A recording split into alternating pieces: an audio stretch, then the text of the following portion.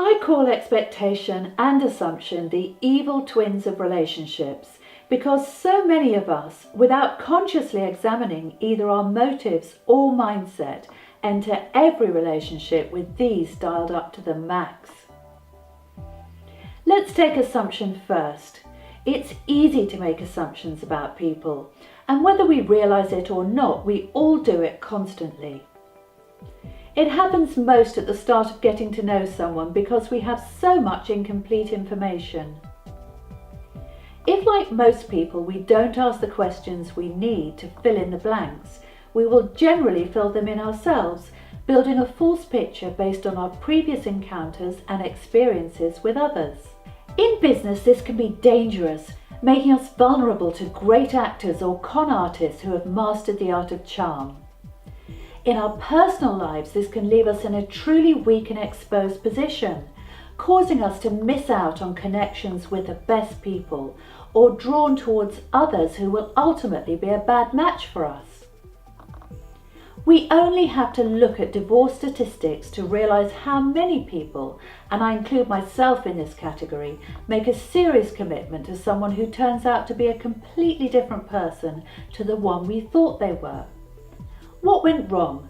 Mostly unchecked assumptions that were made at the early and most critical stage of the relationship. The stage where we're considering handing this person a key role in our lives. Making false assumptions is the path of least resistance, which is also the path of stagnation. Curious, self-aware people continually develop and evolve. If we want to be the very best version of ourselves, we must take a consistent interest in other people and never stop asking them questions about themselves. It's the only way to replace assumptions with genuine information. And if we think they wouldn't want to answer our questions, all I can say is we're making another false assumption.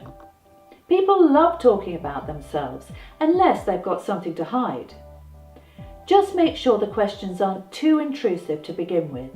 We have to invest in relationships and develop trust before we can explore sensitive and potentially tricky subjects with others. On to expectation, assumption's evil twin.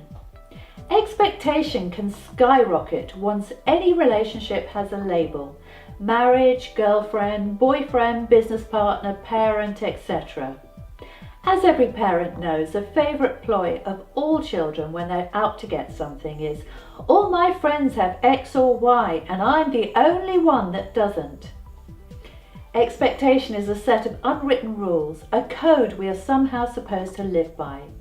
It's fully loaded to the benefit of the person who's come up with the rules, and it's usually based on scarcity, something that someone else has or they think we have and that the other person is being shortchanged out of. Sounds toxic, doesn't it? That's because expectations can be toxic. They generally need to be dragged out of the closet and binned or taken to the charity shop. But before we accuse our significant others of bringing excessive expectations to our relationship, there's something we should bear in mind. We have expectations too. In fact, everyone does. So we need to make sure we examine and own up to our expectations first before pointing the finger at someone else. When we do this, we may realize we've been putting others under pressure to deliver something that doesn't come naturally to them. We should ease up on them first and admit to our own unreasonable expectations before we confront them over theirs. I like to recommend reading materials, so a great book that deals with expectation and assumption is Real Love by Greg Bear, which is a fantastic and easy read and highly recommended. Expectations are different to promises. Promises should either be kept or revisited and reworked if they're no longer workable. Promises can be legal and contractual or emotional and practical.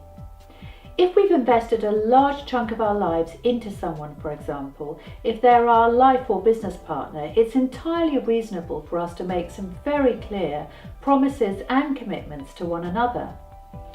But these need to be brought out into the open and mutually agreed. Promises only turn toxic when they're compromised by expectation. My name is Jane Baylor and I'd like to welcome you to my video series for entrepreneurs like you who want to be the very best versions of yourselves. I've spent many years on the front line of business relationships and I believe that success starts with you. If you've enjoyed this video, please give it a like and leave a comment which I promise I'll read. If you've got ideas for other topics you'd like me to address in my series, please suggest them too, as I want to create incredible value for you. Thank you for watching. I'm so excited to have you on board.